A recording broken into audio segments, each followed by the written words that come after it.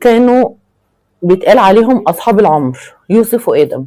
من أول يوم في المدرسة وهم مع بعض، أكل سوا، تعبوا سوا، وقفوا جنب بعض في كل موقف صعب. يوسف كان بيعتبر آدم مش مجرد صاحب، ده كان أخ ليه.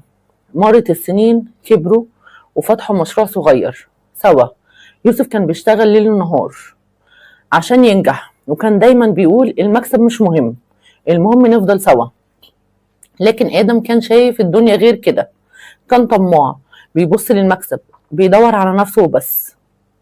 طبعا الأنانية وحشة. في يوم يوسف اكتشف حاجة كسرت ظهره. آدم باع المشروع من وراه، خد الفلوس ومشي.